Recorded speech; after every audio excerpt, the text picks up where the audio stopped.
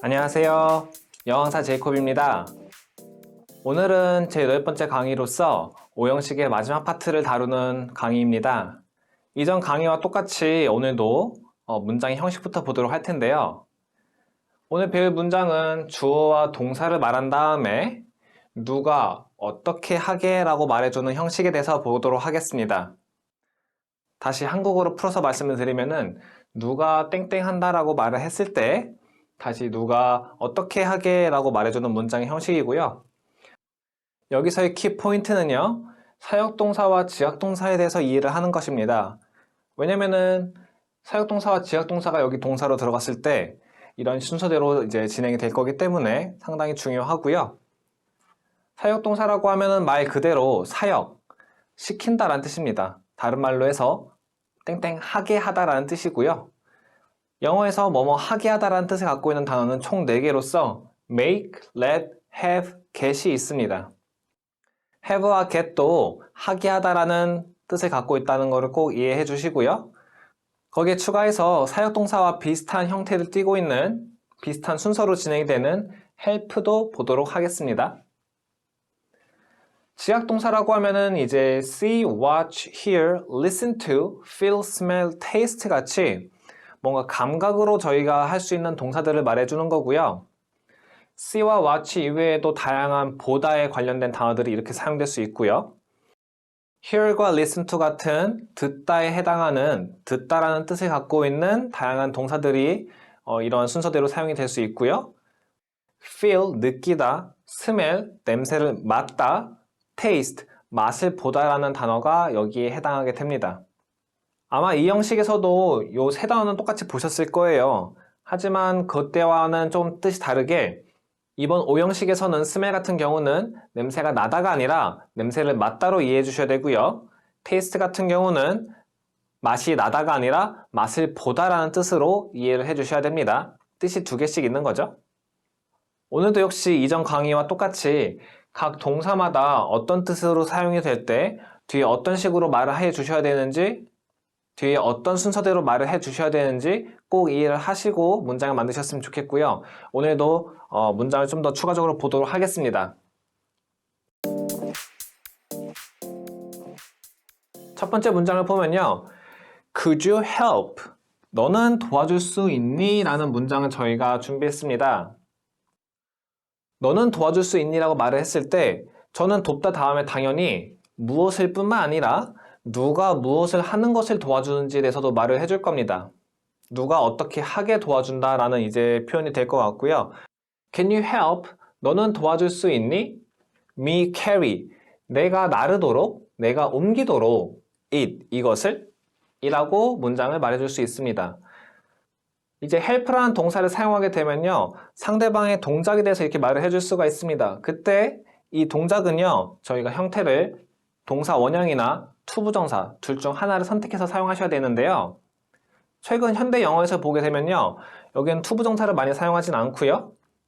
동사 원형을 사용해서 많이 말을 합니다. 그렇기 때문에 저희도 연습을 할 때 투자를 붙이지 마시고요. 언제나 동사 원형의 형태로 써주셔야 합니다.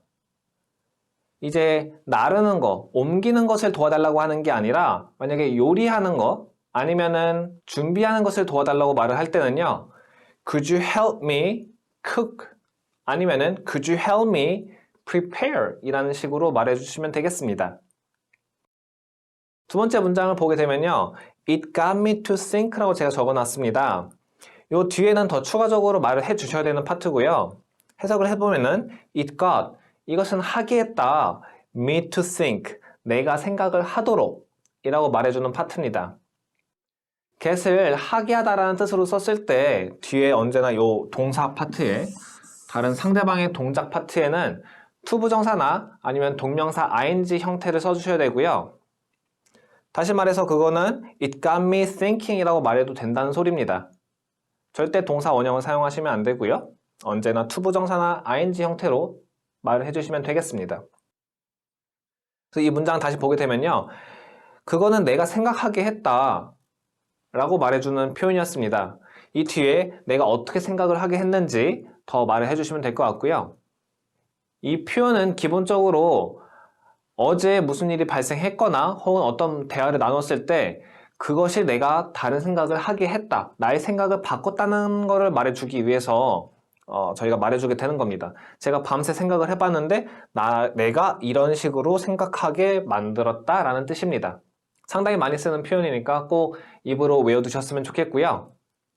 저희가 방금 준사역동사와 사역동사 두 가지 문장을 봤습니다. 이전에 봤던 동사들과는 다르게 두 개씩 사용이 가능한 경우도 되게 많은데요.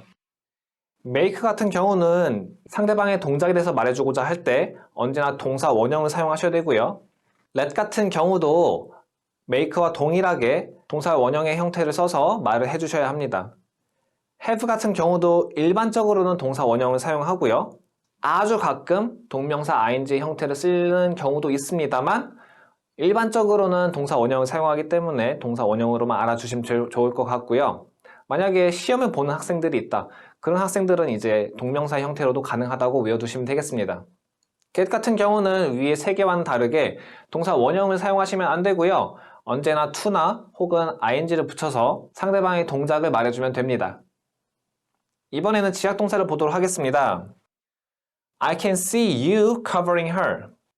나는 볼 수 있어 라고 말을 했습니다. 나는 본다고 말했을 때 대부분의 수강생들은 무엇을 보는지밖에 저에게 말해주지 않았어요.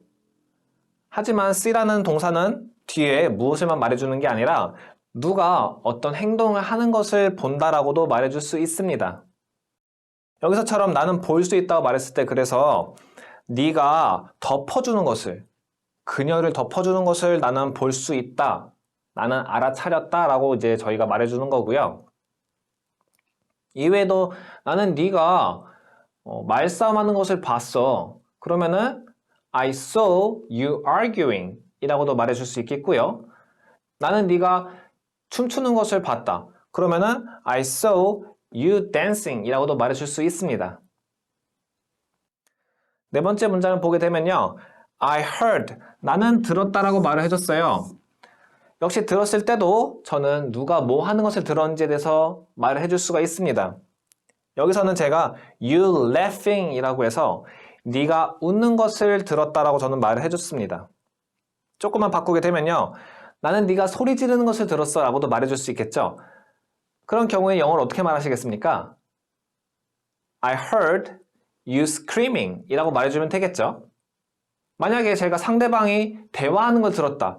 그러면은 I heard you talking 이라고도 말해줄 수 있는 겁니다.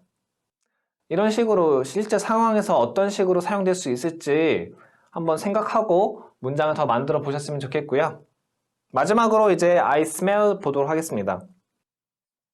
I smell, 나는 냄새를 맡는다라고 말해줬어요. 지금 냄새를 맡는 건데 something burning, 무언가가 타는 것을 냄새 맡는다고 합니다. 즉, 어떤 것이 지금 타고 있고요. 저는 그 냄새를 맡은 거예요. 그랬을 때 나 지금 무언가가 타는 냄새를 맡았어 혹은 냄새를 맡고 있어 라고 이제 말해줄 때 저는 이런 문장을 말해줄 겁니다. 이외에도 길을 가다가 제가 빵이 구워지는 냄새를 맡았습니다. 그러면은 I smelled bread baking 이라는 식으로도 말해줄 수 있겠고요. 저는 누군가 방귀 뀌는 것을 냄새 맡았어요. 그럼 I smelled someone farting. 누군가가 어떤 행동을 해서 제가 그 냄새를 맡았을 때 저희는 상당히 다양한 문장들을 말을 할 수가 있게 될 거예요. 지금 저희가 본 세 문장 같은 경우는 지각동사입니다. 지각동사 같은 경우에는 지금 보다시피 이런 것들이 있을 테고 이런 것 뒤에는 ing 형태로 써졌습니다. 맞죠? 물론 지각동사는 저희가 동사 원형도 사용이 가능하고요. 이 자리에 아니면은 지금처럼 ing 형태로 말을 해주셔도 괜찮습니다. 다시 말하게 되면은 I can see you covering her도 괜찮지만 I can see you cover her 이라고도 말해줄 수 있는 거고요. 비교적 두 개 다 많이 사용이 되기 때문에 이해는 하고 계시되 저희는 ing로만 연습을 하도록 하겠습니다. 이전 강의를 다시 한번 서머라이즈 해보면요. 오형식이라는 거는 무엇을로 끝나는 게 아니라 누구의 상태나 동작을 지금 말을 해주는 문장의 형식이에요. 대부분 한국 분들은 여기다가 that을 써서 이런 식으로 말을 하겠지만 그거는 원어민스럽지 않은 문장들을 말할 가능성이 많기 때문에 약간 지양을 해주시면 좋을 것 같고요. 오형식을 완벽하게 익히셔서 각 동사마다 어떤 형태로 뒤를 말해줄 수 있는지 꼭 이해를 하시고, 이해를 하고 끝내는 게 아니라 그 다음에 내가 이걸 실생활에서 어떻게 사용할 것인지 내 이 기준에 맞춰서 한번 다시 연습을 하셔야 돼요. 그 말은 뭐냐면은 사람마다 말하는 문장이 각각 다르기 때문에 저에게 맞춰서 다시 문장을 만들어야 된다는 소리입니다. 책에 있는 문장이나 지금 제가 드리는 문장 이외에 더 추가적으로 연습을 꼭 하셔야 된다는 뜻이고요. 오늘 강의를 이제 마지막으로 문장의 형식을 다 배웠습니다.